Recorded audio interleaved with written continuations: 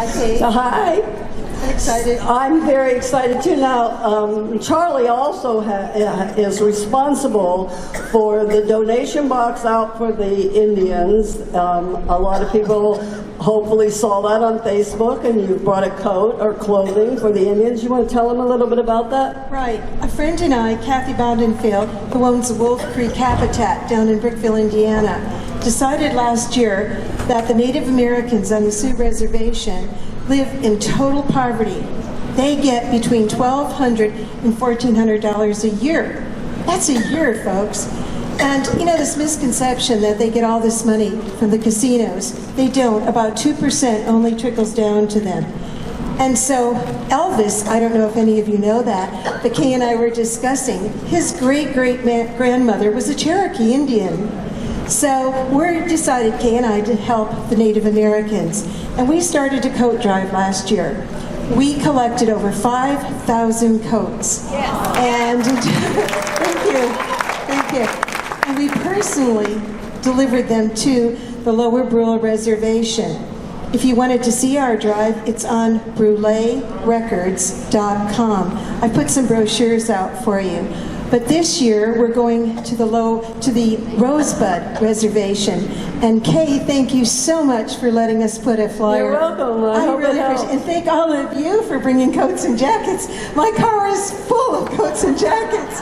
Thank you so very much. The Native Americans are going to really appreciate it. We leave this year for the reservation on November 5th. We're going to have an 18-foot trailer.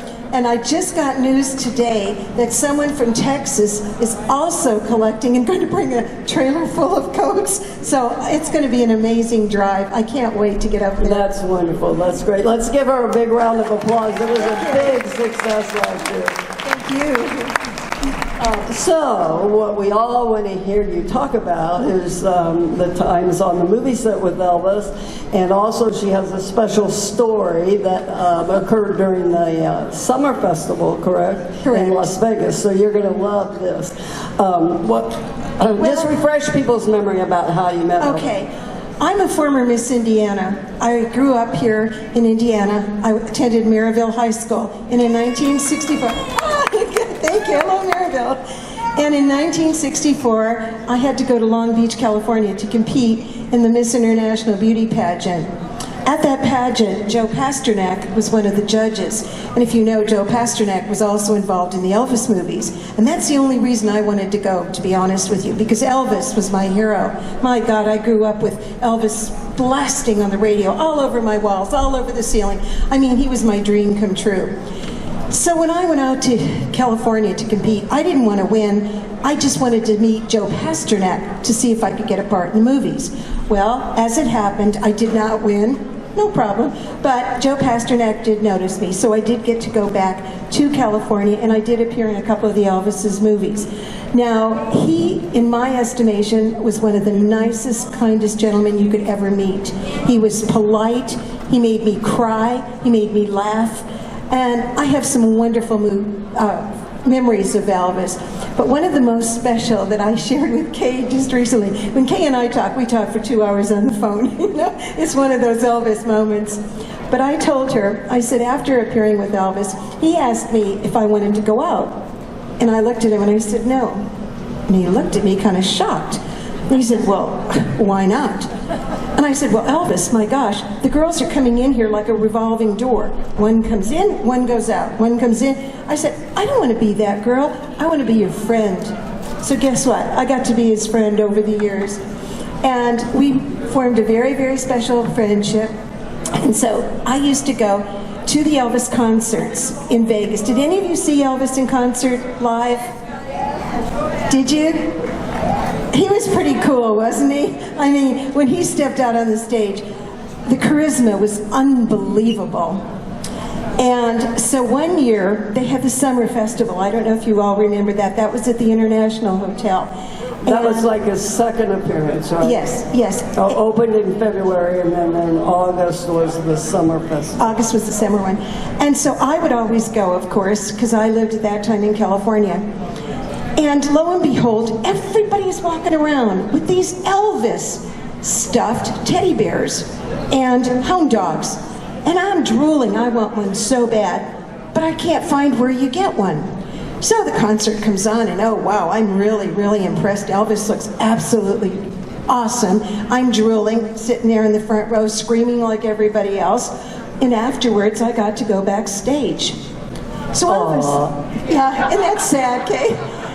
And I got a big hug from him, and we kissed and that. And so he says, "What did you think of the concert?" And I said, "Oh my God, Elvis," I said, "you were awesome. You were just fantastic." I said, "But I have one problem."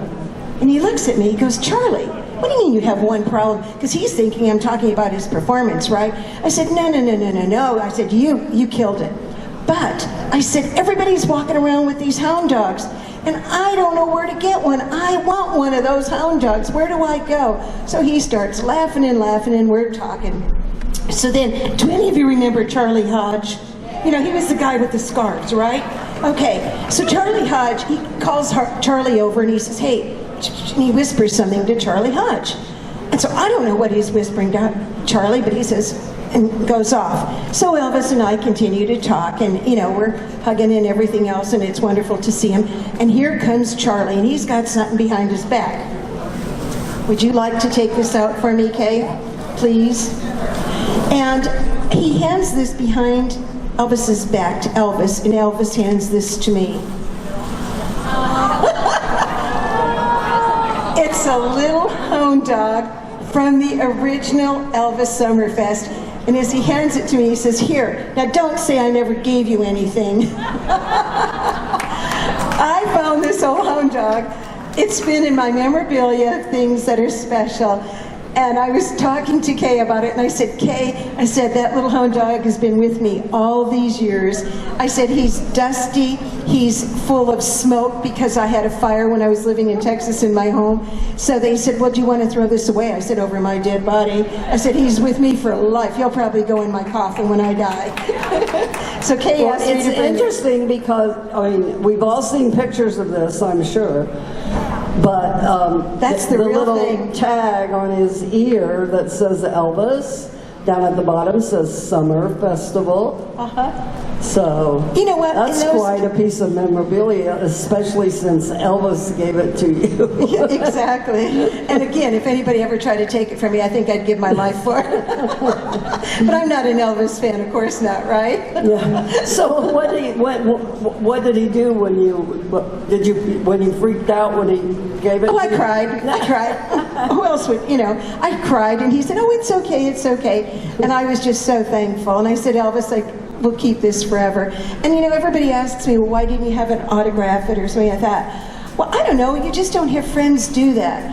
I do have a scarf, though. I think I told that story last year that Elvis did sign. And it was, should I tell that story, Kay? What do you think? Tell it again. Okay.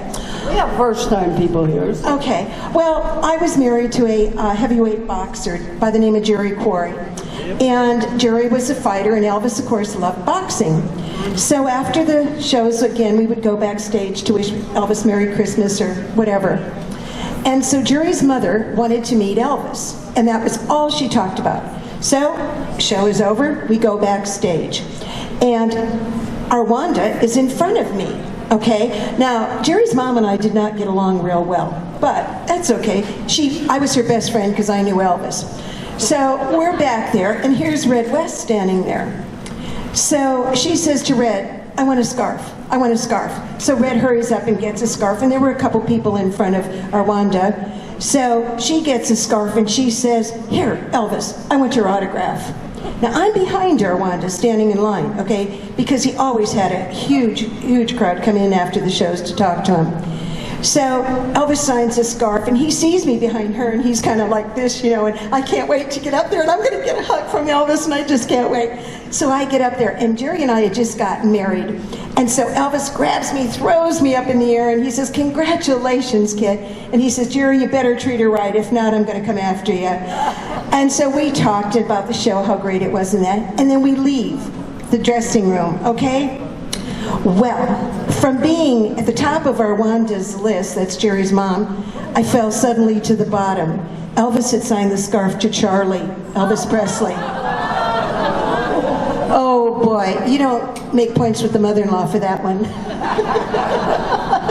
That's so cool.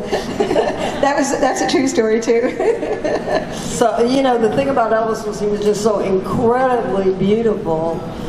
And in every picture that you see, you know, you're always amazed. But then when you see him in person, how many people had the opportunity to see Elvis in concert? Yeah. He took your breath away. He really did. I mean, Joe Esposito used to talk about even if your back was turned to him and he walked in the room, that you could feel the air being sucked out of the room. That's a good phrase. I have to remember that one, Kay. It's true. But he was so humble, though.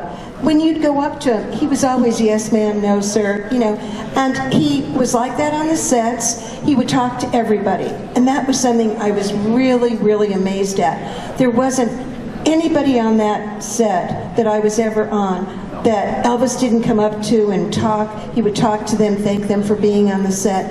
And you know, you don't see performers do that today. And that's something that I will always, always cherish, my memories with Elvis. And Kay, thank you so much for having me. This is such a pleasure. I just love it. Isn't she doing a beautiful job? Wow.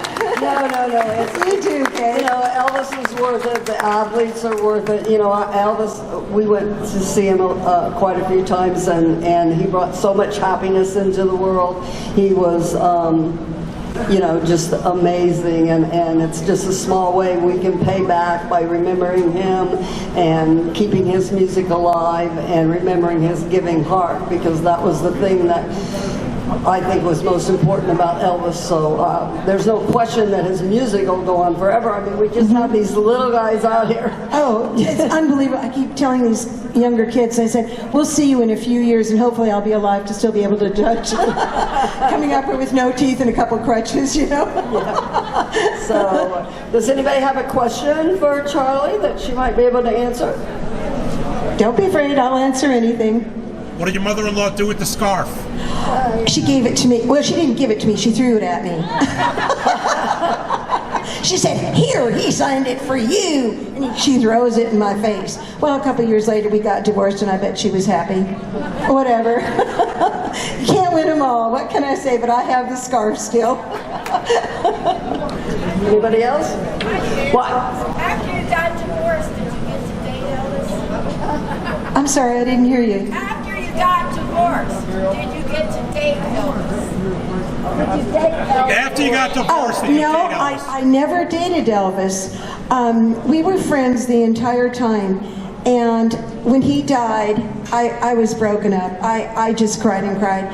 And we were going to go to the funeral in Memphis, obviously, but we couldn't even get out of California because all the flights were booked. And so a couple months later, I ran into Joe Esposito at the airport. And I said, Joe, please tell me it's not true. Please tell me he's still with us. And he said, Charlie, he said, he's gone. And we both just stood there hugging each other at the luggage, rack there in Vegas at the airport. And I just said, he'll never be forgotten. And Joe said, you're right, he never will be. And he hasn't been, has he? For all of us, I think Elvis truly is still alive. I know in my eyes he is. Yes. It's amazing, and all the changes at Graceland and the new museums, I think, are beautiful, and what Elvis deserves to have his career shown in such an extensive way. I mean, you know, bless Vernon's heart, he kept everything. I almost passed out. I mean, we've all heard the stories about Elvis shooting out a television on occasion, but who keeps it? Anyway, I bet you would. I bet you would. If it was Elvis, yeah, I suppose I would. But, and how many people have the new gospel album? Oh, yeah. Where No One Stands Alone. Fabulous, isn't it? Yeah. Amazing? Wow. The duet with Lisa is beautiful, and I have to commend especially Andy Childs, because he did all the new arrangements and put those groups together that's on it, and it's just beautifully done. So I hope you all have that. If not, go get it. Yeah, go and get it. Easy to do, Amazon. So, well, let's give a big round of applause for Charlie. Thank you so much. Good luck with your coat drive, and thank you for sharing your time with Elvis. Stay with me in my coffin, so don't anybody try to take it. Thanks, Kate. You're welcome.